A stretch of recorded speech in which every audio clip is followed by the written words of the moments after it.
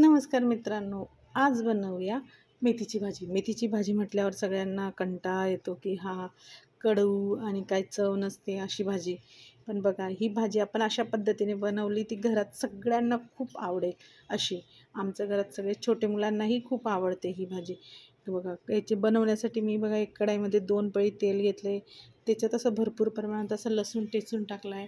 एक कांदा, टोमॅटो आणि चवीपुरतं मीठ ह्याला चांगलं असं फ्राय करून घेतलं. आणि एक गोष्ट मी ना मेथीची भाजी ना निवडून धुवून आणि मग तिला ही कापली की कापून झाल्यानंतर आपण धुतली की त्याच्यातले जीवनसत्व हे नष्ट होतात असं म्हटलं जातं. म्हणून अगोदर धुवून घेतली, नंतर मी तिला कापली.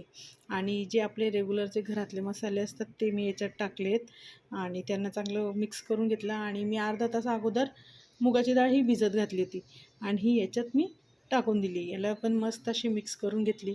थोडं 5 मिनटं राहू दिली आणि मग ही जी मेथीची भाजी होती ही मी याच्यात टाकून दिली आणि तिला पण चांगलं मिक्स करून 2 मिनटं अशी चांगली वाफेवर तिला होऊ दिली, म्हणजे शिजू दिली. आणि ही बघा आपली मेथीची भाजी झाली रेडी. एकदम छान, एकदम मस्त, सगळ्यांना आवडेल. चला भेटूया नेक्स्ट ब्लॉगला. बाय.